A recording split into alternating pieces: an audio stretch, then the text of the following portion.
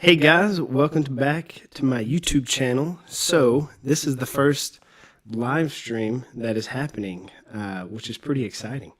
So I thought a good one to do, since I've been doing just some video lessons on scales and exercises on scales, I thought this would be a cool idea to do. Just go over some different options that you can use when soloing over an A minor chord, whether it's just like a stagnant A minor chord or a static A minor chord, whatever word you want to use, or you know, it's moving through changes like A minor, D7 to G major, 2-5-1, or 3-6-2-5-1, or just like a static chord, or you're just practicing different things over A minor and you want to get some different unique sounds. So at any point, if you guys have any questions at all, just let me know. I'd be glad to help you guys understand. We're going to start with some basic stuff, and then we're going to move into some more complicated stuff, okay? So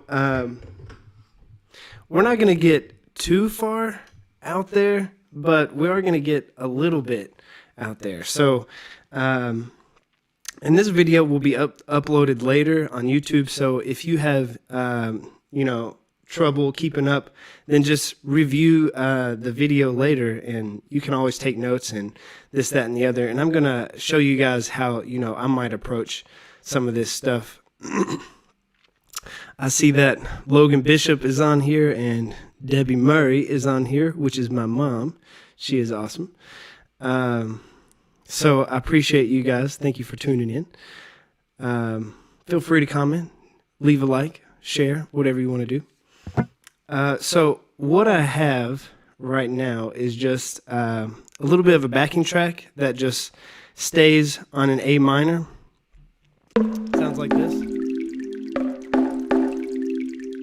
And it's just a repeating A minor that just keeps going. And so, yeah. So the first way that we can use, the first solo idea that we can use over this, and I'm going to add a little bit of distortion to my guitar because, who doesn't like distortion?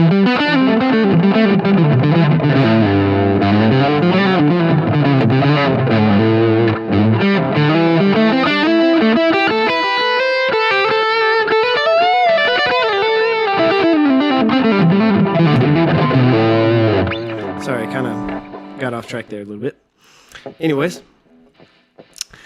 so the first way that we can solo over an A minor, just a static chord like that, just a chord that's staying, is simply A minor pentatonic, okay? And I've talked about this scale before on my channel, but if you don't know, it starts on the 5th fret and it just moves up like this. 5, 8, 5, 7, 5, 7, 5, 7, 5, 8, 5, 8, and then back down. So if we applied that to something like this, we could get just like a standard approach that sounds something like this.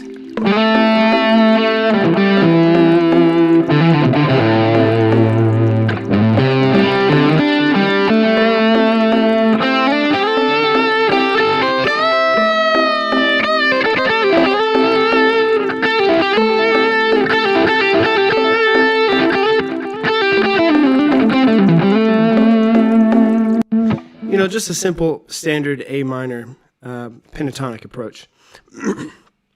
The next thing that we can do to kind of spice this up a little bit is over A minor, we use E minor. So we take this same shape and we'll move it up here to the 12th fret.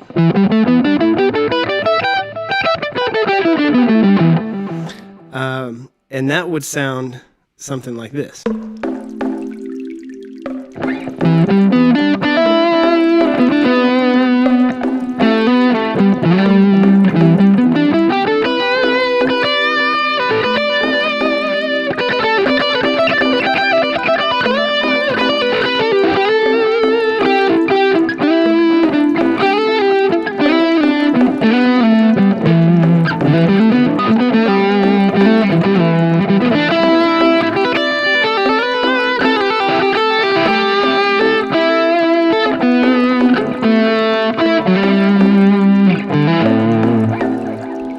So E minor has all those nice little jazzy notes everybody kind of wants to hear, but not too jazzy, you might say. I mean, it has the ninth, it has the fifth. I mean, it has all the standard notes, of course, you know. And the big one there that it's adding is the ninth by adding that B note. Whereas A minor pentatonic goes straight to C and avoids the B.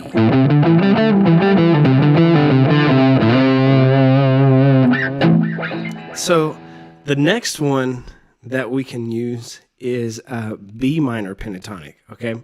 So B minor pentatonic is going to give you an even wilder sort of sound because B minor pentatonic is going to give you the ninth, it's going to give you the fourth or the 11th, however you want to look at it, the fifth, and it's going to give you that note, which is the major sixth.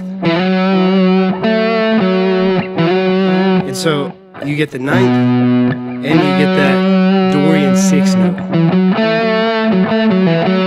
But we don't have to necessarily think. This is the cool thing about thinking B minor pentatonic is, you know, you just move your starting pentatonic scale there, and you don't have to think Dorian. You don't have to think a scale like this.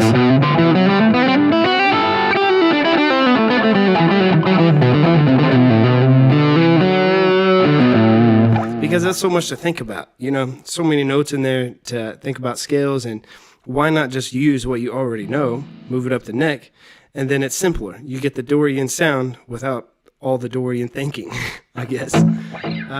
So then you get a sound like this. Oh, let me go back. Okay, so now I'm going to add another guitar in here,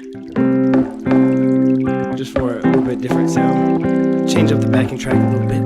You know I always gotta be switching things up. Alright, so if I use B minor pentatonic, I get a sound like this. Turn myself up in my ears.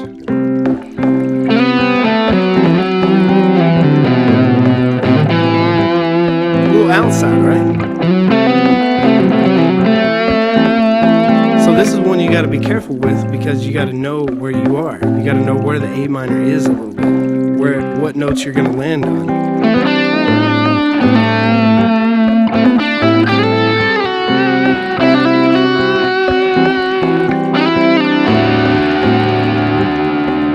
But I like that sound a lot.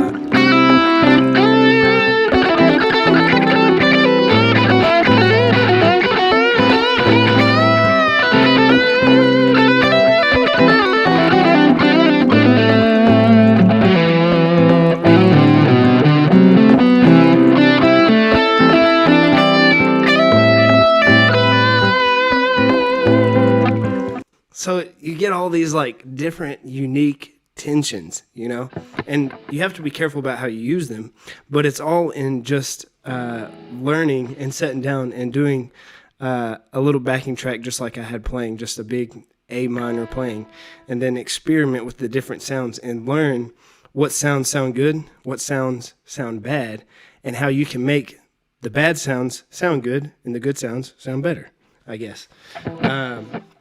And figure out your own ways there in between. So the next level past this, past B minor and E minor and A minor, is sort of meshing them together. And I think the easiest way, one way that I like to do this is think A minor pentatonic and B minor pentatonic because they're right next to each other. So A minor pentatonic is right here on the 5th fret.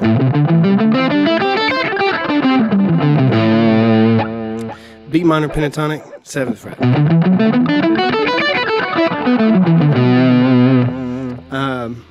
And so you can get some cool ideas that lead into each other if you combine those two together. Or you sequence an idea where you might use a lick like this. And so I just played the same lick in B minor pentatonic instead of A minor pentatonic. And then if I come up here to E minor pentatonic, I play the same lick. So I have 3 licks, feel the exact same to me, play the exact same way. all have 3 different sounds and communicate sort of 3 different feelings, you can say.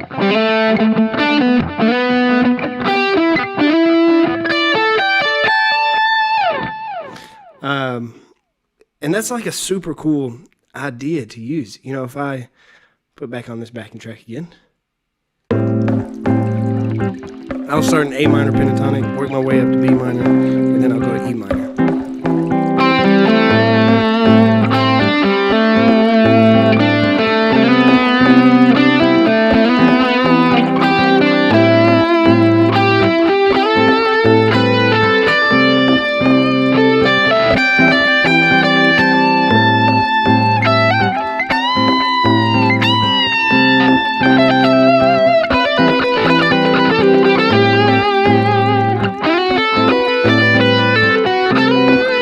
B minor again.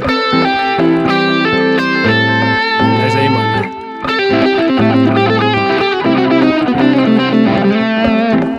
Sorry, I added some other stuff in there. So now moving past that, I think the next level.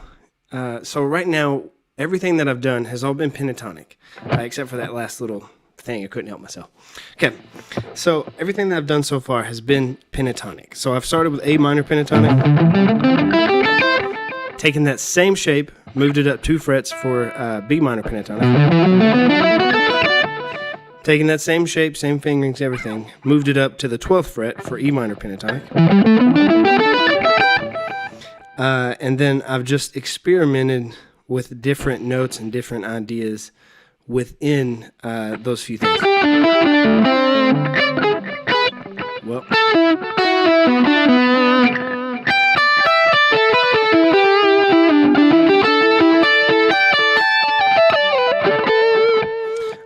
so now, if we change our pattern just a little bit, we change it up to make it a blues scale, okay? The only thing we need to change is we take our pentatonic shape and we add 1 note, which is in between the 4th, well, in between the 3rd note and the 5th note. I was going to say the 4th of the scale and the 5th of the scale, but the 3rd note of the scale and the 4th note of the scale. So then we get a sound like this.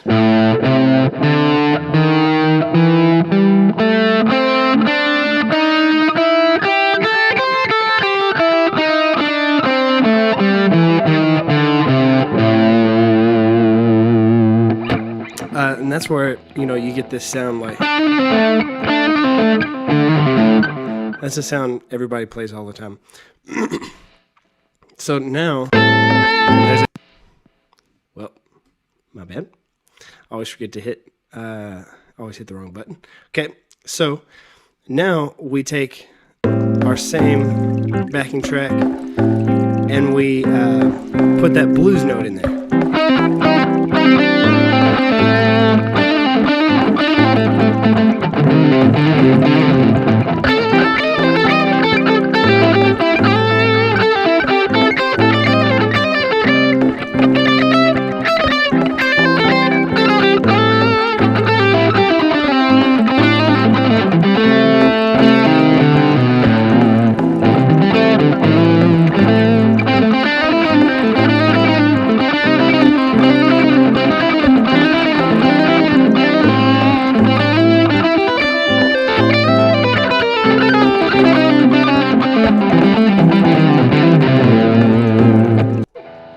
It's kind of neat, huh? And all I did was add that 1 note right there. And it, I mean, you know, other techniques, but mostly just hammer-ons. I didn't use bends a lot in those lines.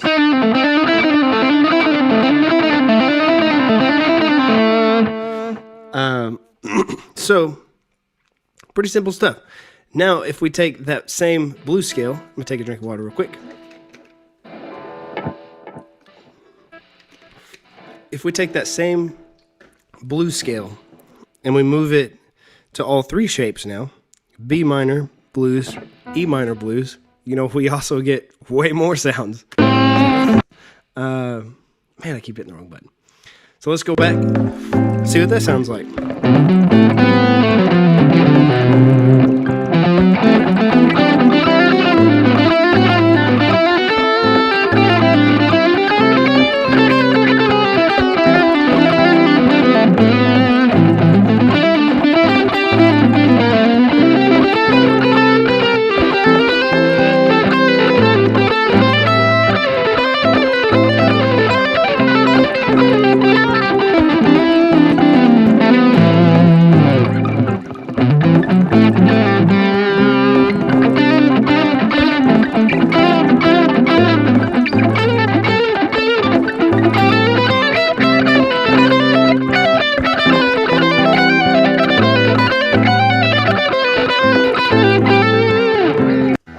So then next, the thing to understand is that in using all of these shapes,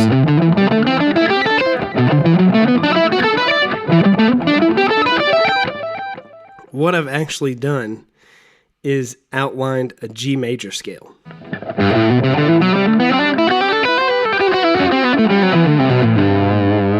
So there's another idea for you to try out and use, is just the simple G major scale.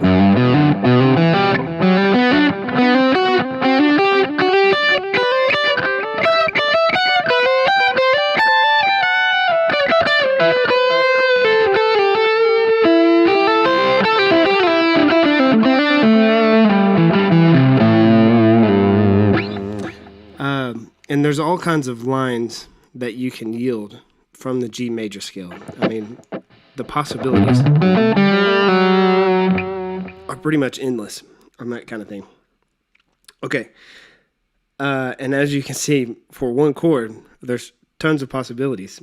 And we're only like halfway done. So the next thing to look at is throwing in chromatics in other places. So in the blues scale, we have this going on. We have 5th fret, moving to 6th fret, moving to 7th fret. Let me go back to my standard sound. This sound. We have... we added in that note to our pentatonic scale. So if we look at all the places we can do that in the pentatonic scale, there's easily 3 places that we can see where we have 5, 7, 5, 7, 5, 7. We can add 6th fret in between all of those 5, 7s. And now our pentatonic scale starts to sound a little bit more like jazz.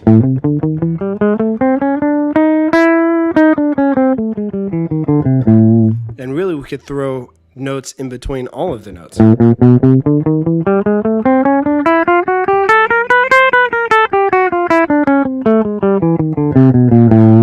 It's not quite a chromatic scale, but it's like a chromatic pentatonic scale. So finding creative ways to throw chromatics in there yields some great lines. So let's go back to our backing track. And now I'm going to throw a little drums in there. Because I like the drums. Sounds good. So now if we add chromatics, you get a sound like this.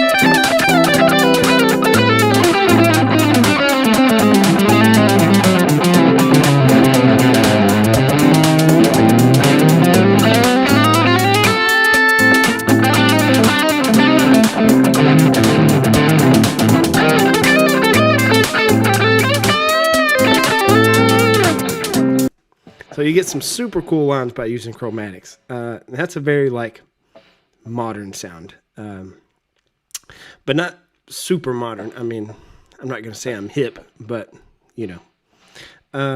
So moving on, the next one to look at is a natural minor, or what music theory nerds would say Aeolian, right?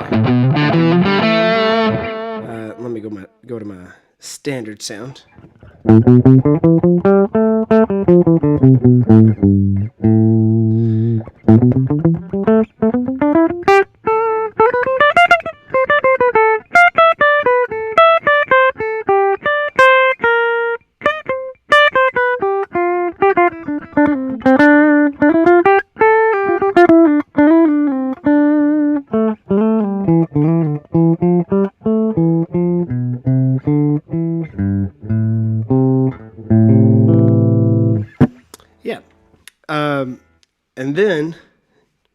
as well as other minor scales, we can throw harmonic minor in there.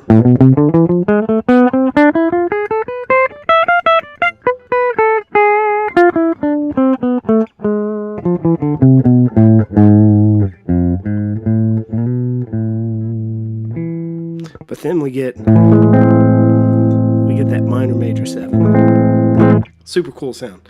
And that's a very almost like metal sound, but jazz players use harmonic minor all the time. And then also melodic minor. So this changes our 6th note of the scale to a natural 6. So it's like minor mashed with major. In the traditional sense, they resolve it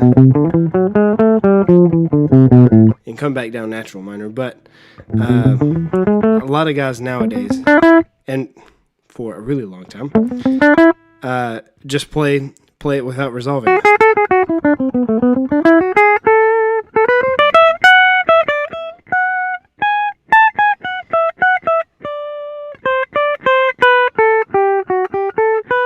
Oh, I need that note in there.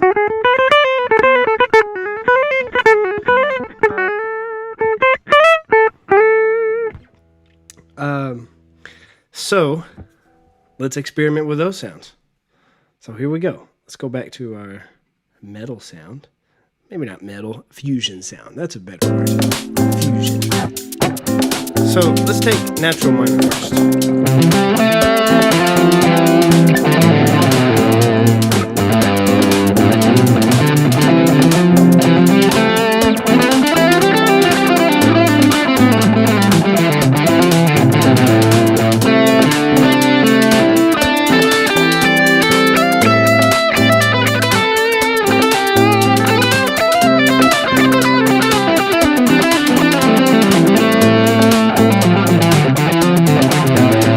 Now let's go to harmonic minor.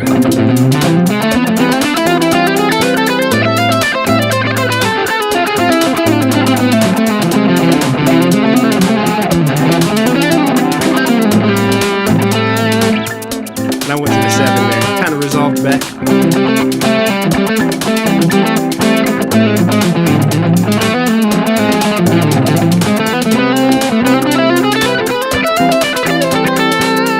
Now if we do melodic minor,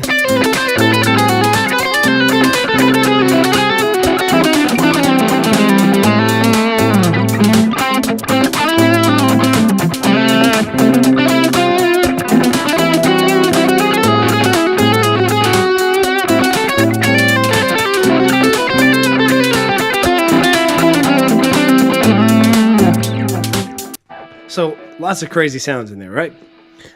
And as you can see, the possibilities for this kind of stuff are, we're getting out there a little bit. The next one to talk about is to look at A minor as if it's a 3 chord in F major.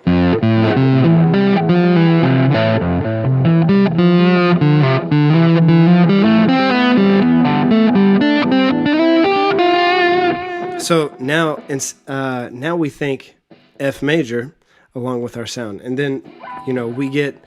Let me go back to my regular sound. We get F major as part of A minor, which is a little bit of a wild sound, right? And that's partly that voicing there too.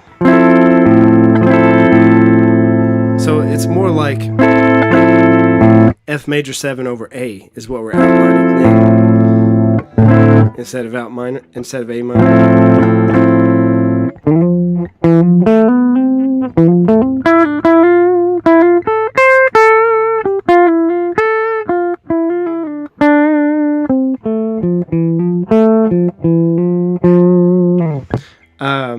And so the other thing with F major is we get a B flat major. So that means we have a flat 9, the B flat.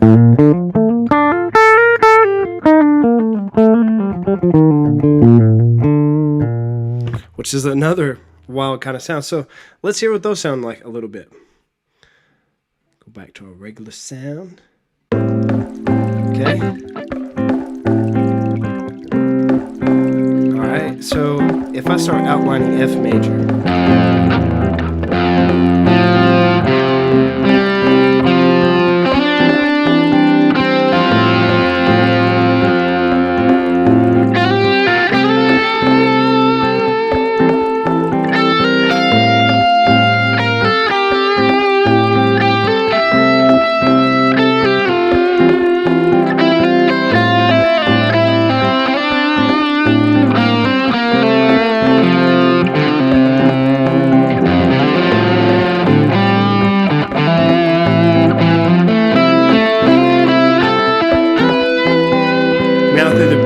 so it's almost like I'm thinking C major, which gives me an F major 7 with a sharp 11 sound.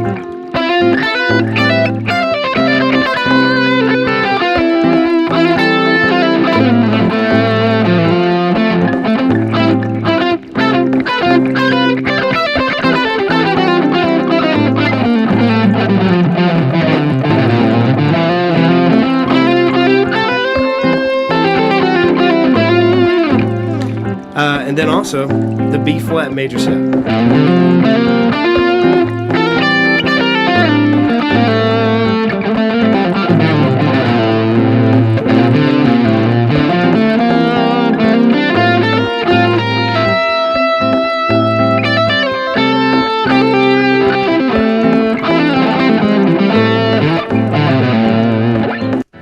So all kinds of wild sounds we're getting there, getting in there right now. So another thing to look at, have all kinds of ideas we could look at today. So maybe I'll make this one the last one. We'll see. But we haven't got to my favorite sound yet. Okay. So with all of these sounds, one thing that you can see and do with this is see how a lick might change. So, if we're thinking A minor in the sense of just natural minor or C major, and we develop a lick maybe like this,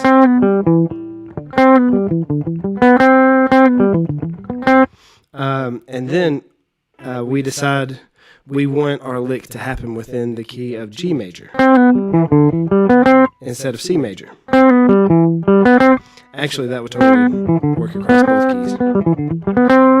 But if we did it in F major, it wouldn't, so we'd have to change like this.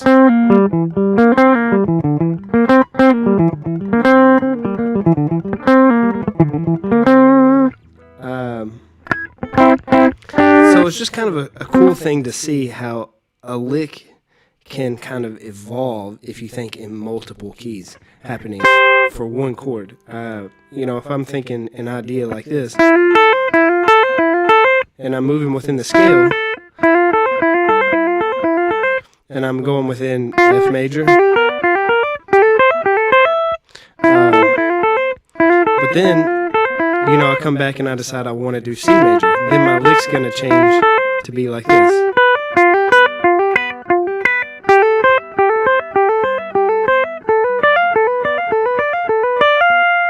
And if that was F major, it'd be like this. C major's like this. And G major would be like that. So kind of a crazy thing happening. So far, we've only been thinking in terms of scales. And we haven't gotten super out there with scales so far either. But another thing that you can think is chords instead of scales. So one of my favorite sounds when using A minor is to think D7 or maybe like a D blues, D major 7 blues. Oh, somebody said, explain the concept of keys, please. Okay, so with keys, we're thinking within keys, and I don't know exactly what you mean with like the lick idea, but you know, if we're thinking one lick evolving across keys, you know, this is our basic cell, like this. So this is an F major 7 basically. I'm playing an E and then an F and then an A and then a C. You know, if I am in the key of G, F is not in the key of G. F sharp is in the key of G. So I would have to play my lick like this. My first E is in the key of G, A is in the key of G, C is in the key of G. So 3 out of the 4 notes are fine. But one note has to change because F is not in the key of G. So then my lick becomes this.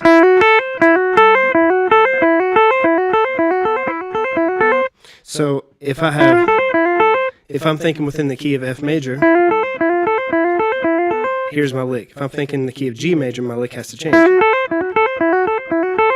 Now, in the key of C, this lick is fine because all of these in F major 7 is found within the key of C and also found within the key of F. It's the 4 chord in C, it's the 1 chord in F.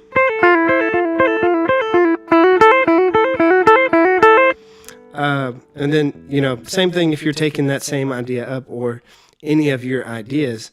And the big thing where I'm getting all of this information with scales and things like that, with minor scales, I'm just using other minor scales on top of it, kind of superimposing them on top of the A minor chord. But whenever it comes to using other scales like F major or G major or C major, those kind of things, the most basic idea is to think of the number system and see that a 1 chord is always going to be major, 2 is always minor, 3 is minor, 4 is major, 5 is major, 6 is minor, 7 is diminished, and then we're back to 1. 8 and 1 would be the same thing. So what I've done to figure out all of these keys is basically if A minor is the 2 chord, and this A minor chord is happening within a 2 chord position, then that means we're in the key of G. So that means I can use a G major 7 for a different unique kind of sound. And if I plug my A minor chord into the 3 spot, then that's where I get the F major 7.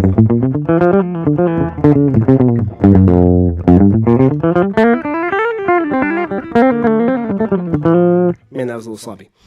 And then if I plug my A minor chord into the 6th spot, then I get C major 7.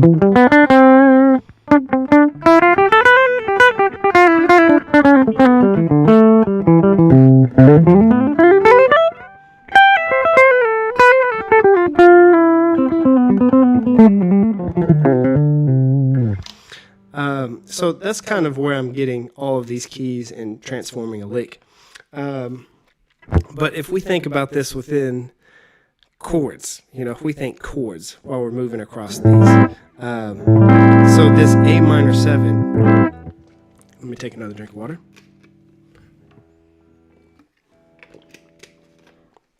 If we think chords, then obviously we can think A minor 7, because that's exactly what we're playing, right?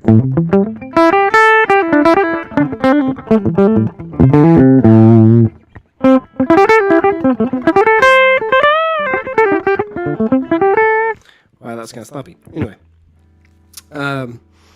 we can also think C major 7, which we kind of already talked about a little bit.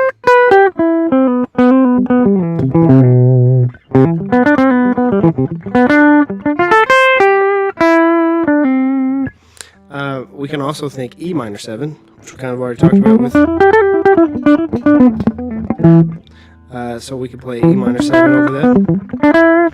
We could also play B minor 7 over that. And we get that from this.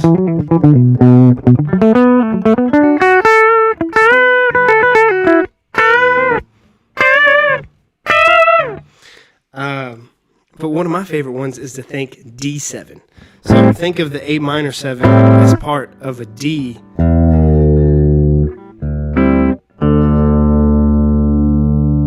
Yeah, it's mostly think of that A minor 7 as existing as a D7 chord. So that means you would get the sus4, you would get the 7, and you would get the 9. Super cool sound. One of my favorite sounds. So now if we go back, let me put this fusion sound back on again.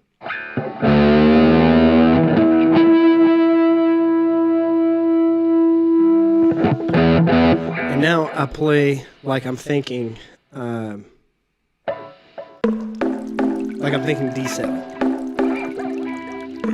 And I always like to throw some other stuff in there first. You know, establish the key. You know, say that I agree with the A minor 7. Yeah, I'm on board with the A minor 7.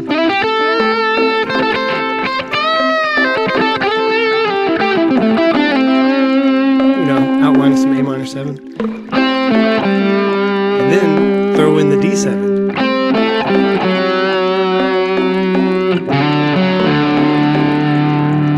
It's a really cool sound.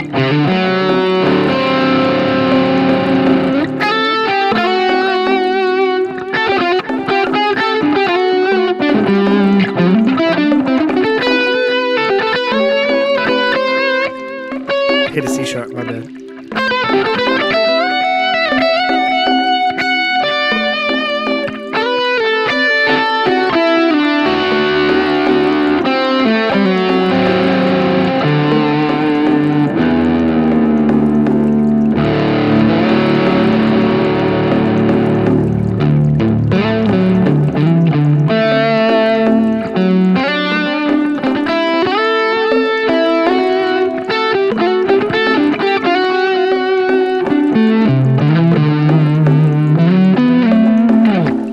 So, with all this, the last thing that I like to talk about is with all of these ideas, you really have the power as a guitar player to make the listener think, you can make the listener think that a right note is a wrong note. And you can make the listener think that a wrong note is a right note. It's kind of crazy. So, one way that we can see this,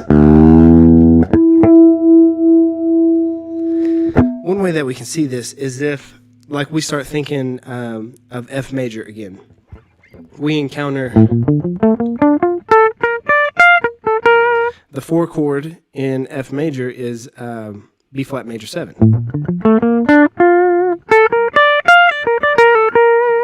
And so, but that B flat is a flat 9. So if I play this backwards, let me hit the right button. Hold on. Now I'm getting myself mixed up. Okay. So if I play that B flat, everybody in here is going to be like, that is gross. Like, what are you playing, bro? But if I outline B major 7, kind of sounds sort of good.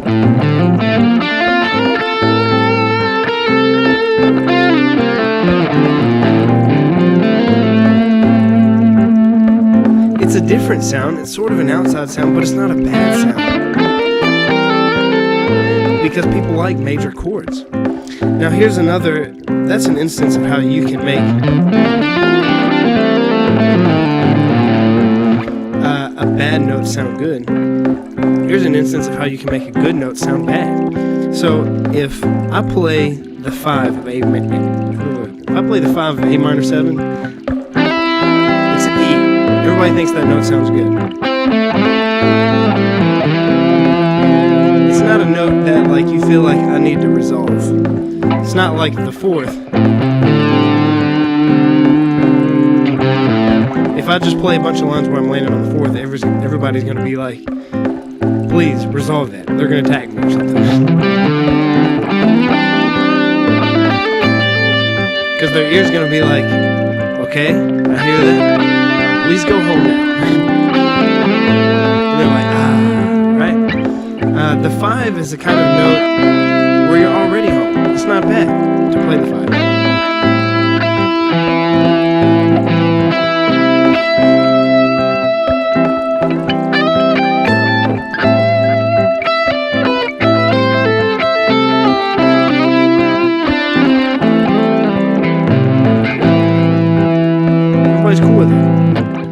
if I add that note into that previous lick with the B flat major 7,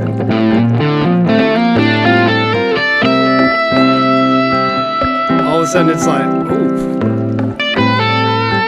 Then when I get back, they're like, okay, he's back.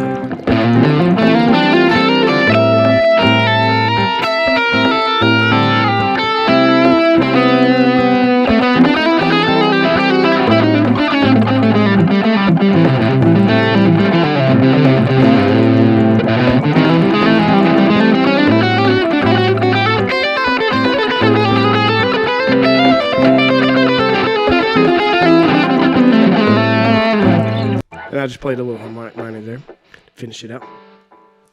All right, so as you can see, there are about 1,000 ways that you can play an A minor 7 or play over an A minor 7.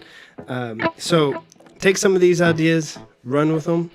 Appreciate you guys tuning in. Let me know if you have any questions at all or need anything. Be willing to re-go over any of this stuff, or just comment, leave me a message, send me a direct message on Facebook, whatever it is. And thank you guys for watching today. I'll see you again soon.